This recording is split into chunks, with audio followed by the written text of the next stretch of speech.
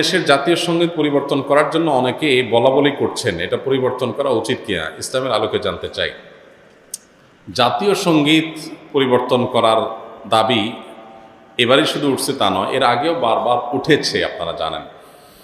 কেন উঠেছে সেটা নিয়ে তর্ক আছে, বিতর্ক আছে, এটা উঠা উচিত কিনা বা এই সঙ্গীত থাকা উচিত কিনা, বা জাতীয় কোনো গীত, জাতীয় কোনো স্লোগান থাকা উচিত নাকি সেটা পরিবর্তন করা দরকার, সেটা নিয়ে আলোচনা হতে পারে। আমি সে আলোচনায় যাব, তার আগে একটু প্রাসঙ্গিক অন্য একটা বিষয়ে বলি। সেটা হলো যে দেশপ্রেমের নামে, দেশত্ববোধকতার নামে, দেশত্ববোধক কাজের নামে আপনি কোনো গীত, মিউজিক সংযুক্ত করে, বাদ্যযন্ত্র সংযোগে আপনি যদি কাউকে শুনতে বাধ্য করান, তাহলে সেটা তার স্বাধীনতার খর্ব করার শামিল, বিশেষ করে মুসলমানদের ক্ষেত্রে। কারণ ইসলাম যেহেতু বাদ্যযন্ত্র যোগে কোনো গান বাদ্যকে অ্যালাউ করে না, কোনো গানকে অ্যালাউ করে না, বিধায় আপনি দেশাত্মবোধক গানের